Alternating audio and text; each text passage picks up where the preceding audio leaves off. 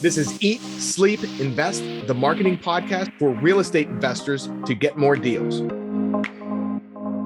Like, are they writing? So we got different investors. Say a guy's flipping houses that's trying to build credibility with people he's trying to buy their houses. Or we have, and another scenario would be we have an investor who's trying to raise funds. Yeah. Are they writing one book or multiple books for each different audience? Yeah, great question. Okay, so what I recommend is you write a book every year. The winners out there, the most successful, are not putting a book out there and then being done with it.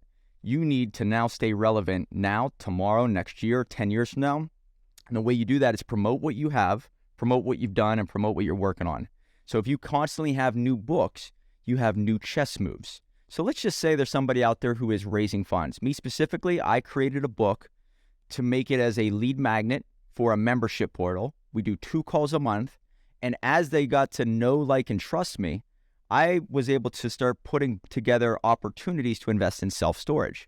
So if you got the book and you know what I stand for, and you know what the group's about, after 6 months or 8 months, and you showing up to the live calls, you might say, man, this guy really does know his stuff.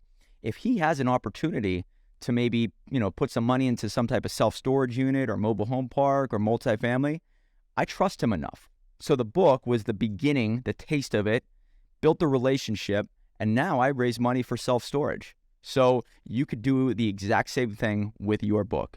The other way, flipping houses. Let's just say, what is the weakness of somebody who's flipping houses?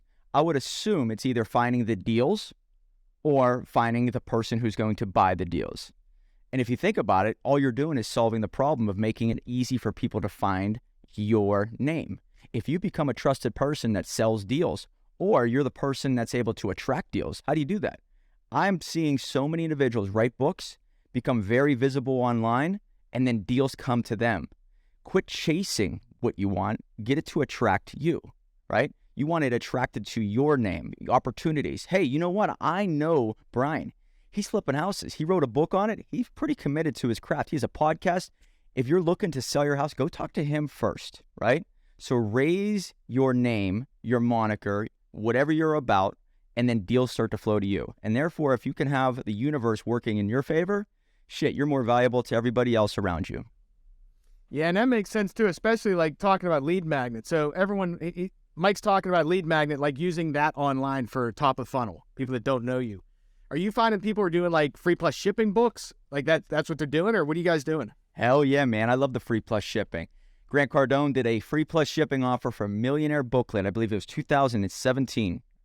And I got it. And it was like $9 for shipping. I got it. I love the book. But now I was in his pipeline. I got emails and text messages and voicemail drops and all kinds of stuff from his team. That led to me going to 10X GrowthCon 2. That led to me changing my life, really liking his message. Going to 10X GrowthCon 3. Didn't like that one as much because I was in Miami and I was very big.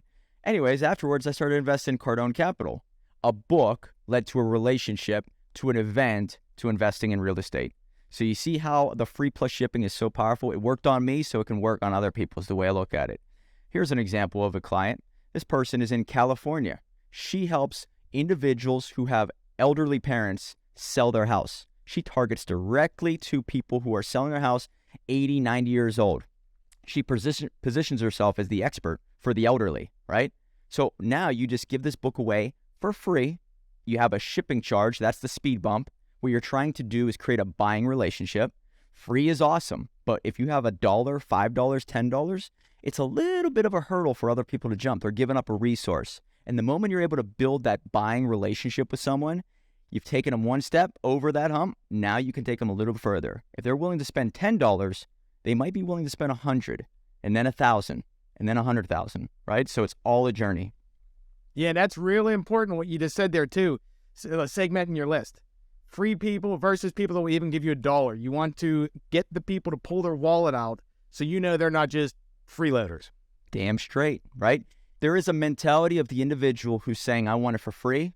And then the other person saying, I'm willing to give up a resource. Where you put your money is where you put your attention. Where you put your attention is where you get your results. If they have no skin in the game, the chances of them actually taking that next step with you, much slimmer. How was Grant Cardone's events? Oh, you haven't been to one? No. Oh my God. 10X GrowthCon 2 was amazing. So I haven't been to one since 10X GrowthCon 3, which was in Miami, and the reason why I didn't like it was the biggest entrepreneur conference of all time. It was at that Marlin Stadium. Couldn't hear anything. It was just, there were so many people. But 10X GrowthCon 2, what I did, and this is a quick little example of, I think, what entrepreneurs should do, especially if they're trying to get their name out there. I went to the event not for the speakers, but to just walk the halls. So I would walk around with carrying a bunch of books and just like talking to strangers in the hallway. And I made a lot of deals that way. And I was able to grow my business substantially. I just think that you got to find a tribe that is sort of in alignment with your core values. And it doesn't matter about the speaker or the speakers. And it's the symbol of the group. And as long as you're in the same room with people who share those same core values, now you could just build relationships. It doesn't matter about the speakers so much. It matters about the vibe, the direction. How hungry are you?